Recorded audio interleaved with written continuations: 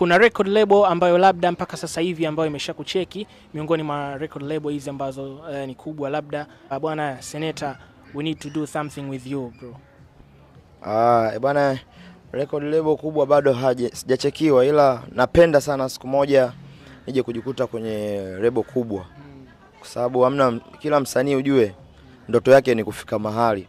Kwa kama record label kubwa mimi nanicheki msanii kama mimi Senator, mimi nafurahi kwa sababu unajua inataka kukuza muziki wangu. Nitaangalia mkataba wao una vipengele gani, unanifaa, basi tasaini. Okay. Leo hii hapa Crown uwekewe pembeni, uwekewe na Wasafi.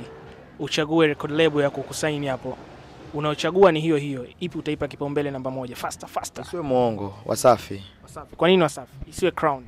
Sasa sawa, Crown sio label mbaya. Lakini kwa Tanzania unajua Wasafi ni kubwa zaidi, unajua? Isiwe muongo. Crown ukitoka Wasafi pia kuna Crown, kuna Konde Gang, lakini Wasafi itabaki kwa Wasafi namba moja. Yes. Na wewe pendekezo lako ni Wasafi. Sio tu kwamba pendekezo langu mimi Wasafi.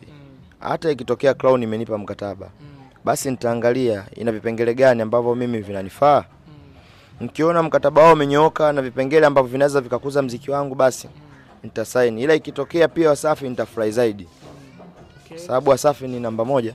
Okay. Yeah. Okay. Kwake hilo Senator anasema Wasafi ni namba moja na hali pingiki. Okay? Hii ni Some Promo Media.